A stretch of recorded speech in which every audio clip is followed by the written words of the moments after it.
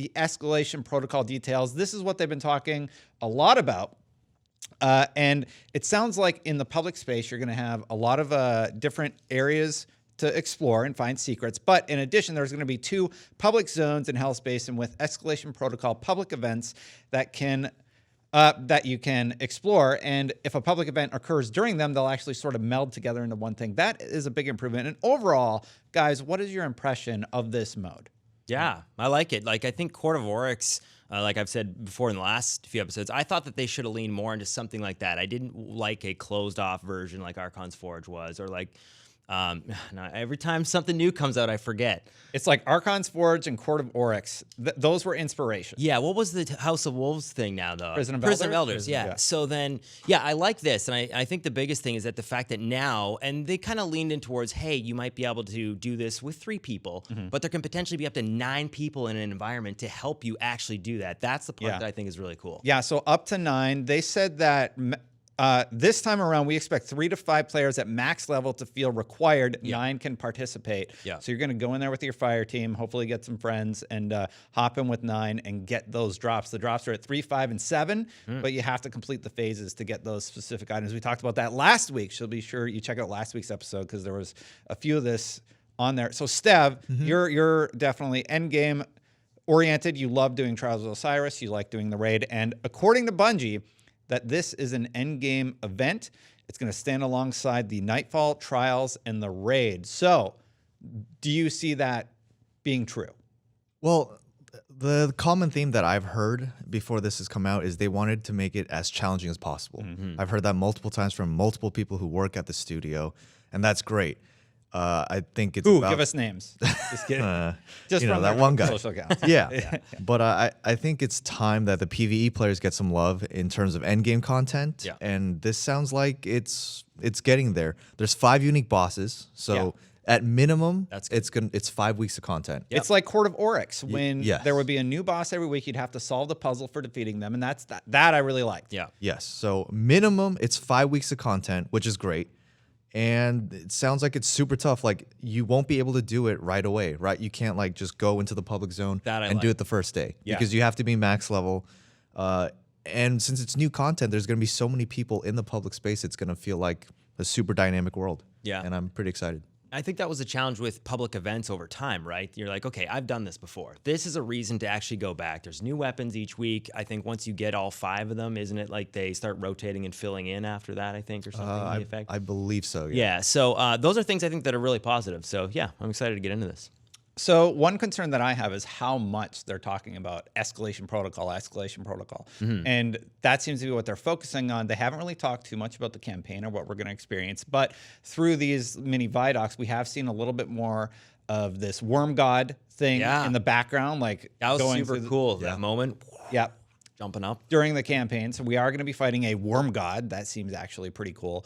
And Anna Bray seems like a super interesting character. If you read the comic was really, really fantastic. I was very happy with it. I'm like, oh man, she seems so cool. And it takes place when everybody lost their light, so sort of at the beginning of Destiny 2.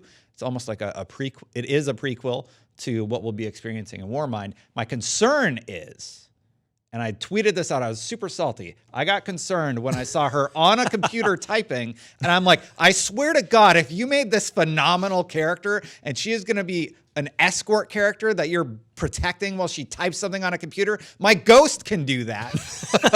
I do not want Anna Bray maybe she to be wasted. I don't want she her got to be tractor wasted. cannoned and she can't do anything else. She's like, oh, I'll just type. You know what she was doing? You know what she's doing? She was hacking the vault space to give you 50 extra slots. 100. Yes. 100. Yeah. That's what you needed, Des. That was a positive, and we will talk about that from 50 extra. the update. They said we were going to 100. get 50. They gave us 100. Right. So they said 50 initially. They're giving us 50 Oh, you mean 50 extra on top of the 50? Yes. So let me ask you this. Did you guys read the comic? I didn't. I browsed through the first few pages. I did not read the whole thing. Well, you, Steph. I skimmed through it. It's really good. Totally read it. Everybody who's watching, read it. It's free. So Nice. yeah, you just got to go to the website and check it out. And it's really cool. You don't have any of the same concerns as I do about wasting this amazing character that they've built. No, I think, again, we talked a little bit last week about Curse of Osiris. I think the campaign is the thing that people are most concerned about. I think even when you play through it, though, for me, like, I'm definitely hey, I want to do the grind.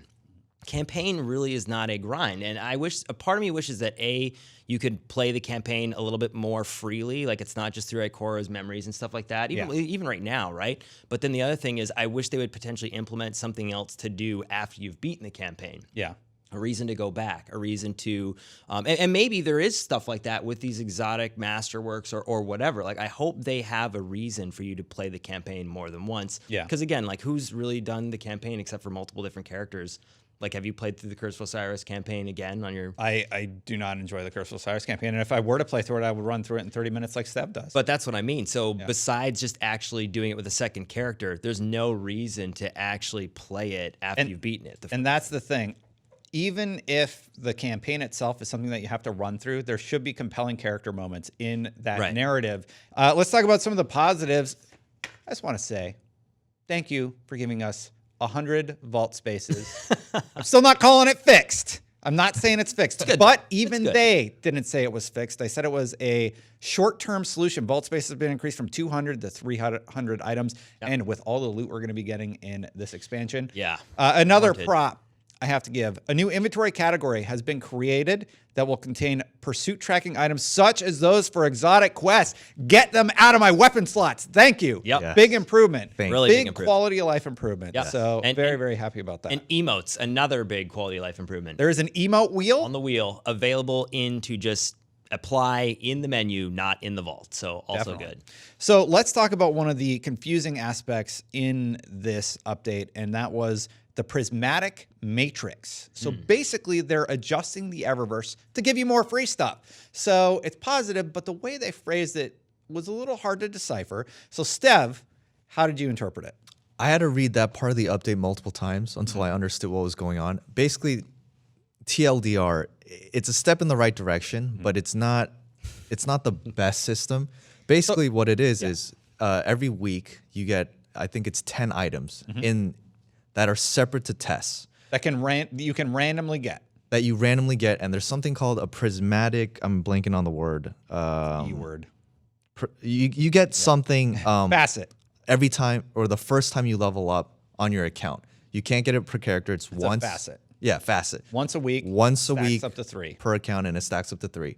And what you can do is, you can look at the 10 items in that prism, and if there's like an item you want, you can basically slot machine and try to get that item. That's what it seems like. Slot machine. Maybe you could buy it. I think they're going to make you slot machine. Yeah, I think it's going to be a slot machine. The great thing is, though, is if you have one of those items, it's going to be grayed out. Knocks it off. So you have a higher chance of getting it. Yeah.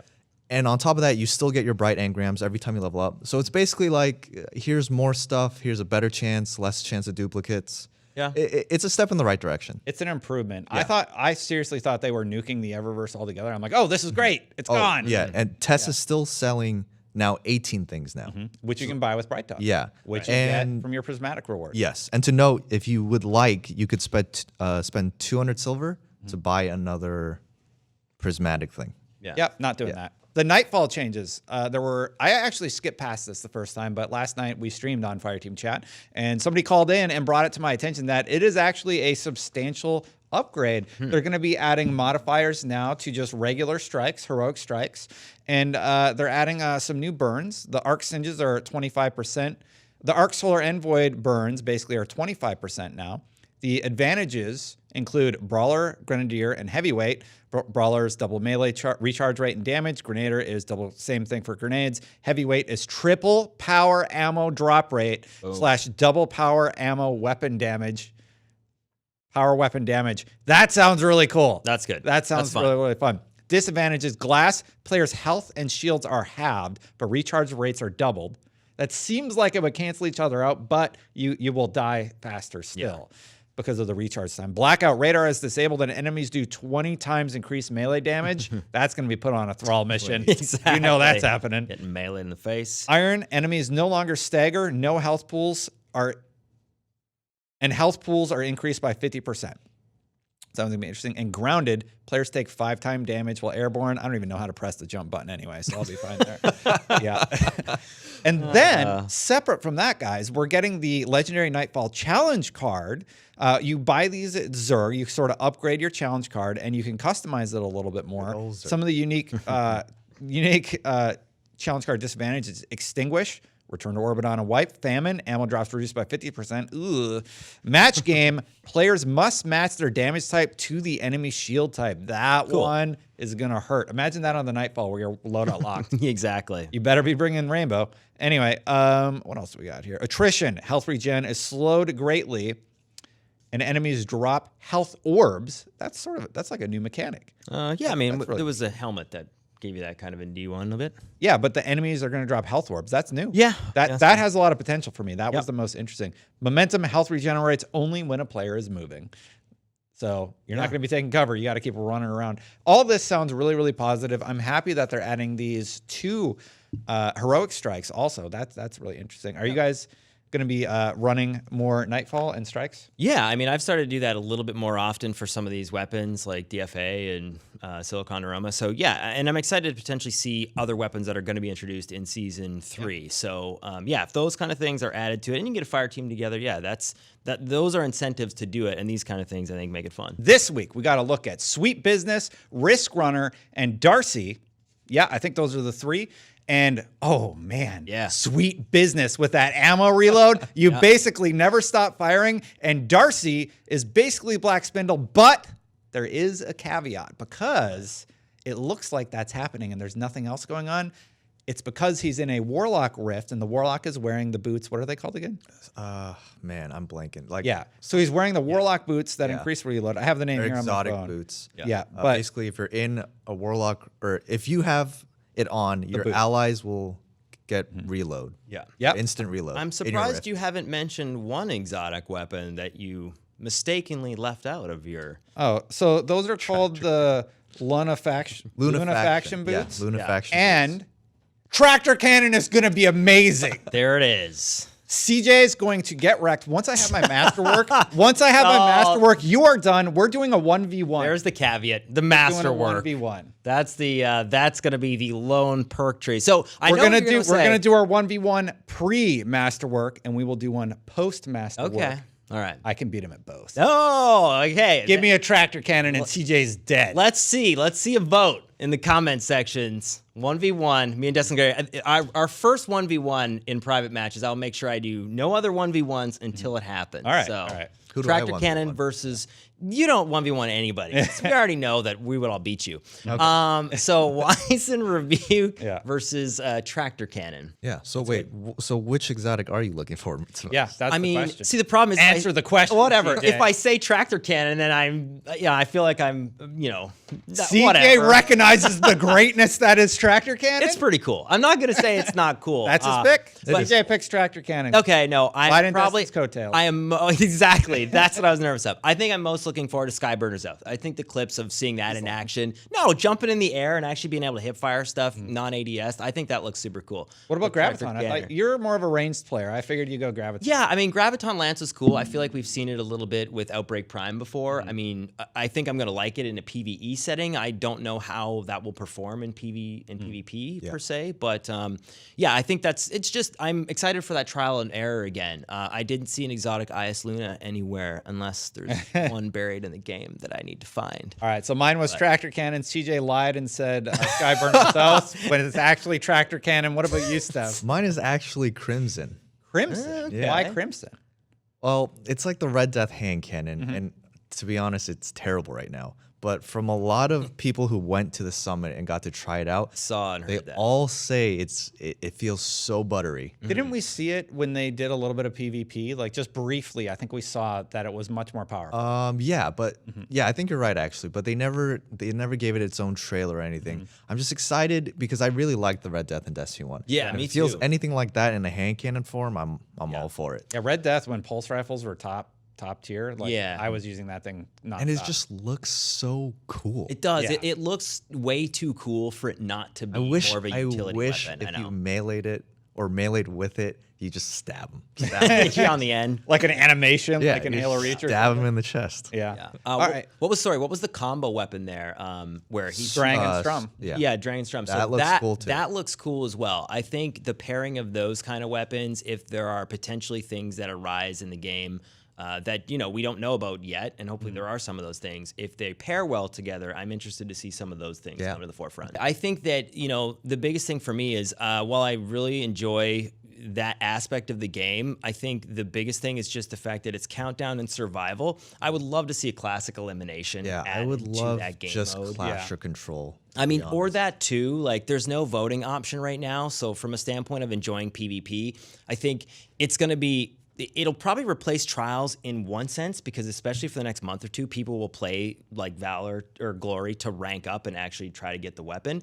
But it's not quite there within the game mode, right? Because, I mean, unless, what do you think? Like, I wish that there was a classic elimination or potentially different game modes in that place. Yeah, I would love classic elimination to come back.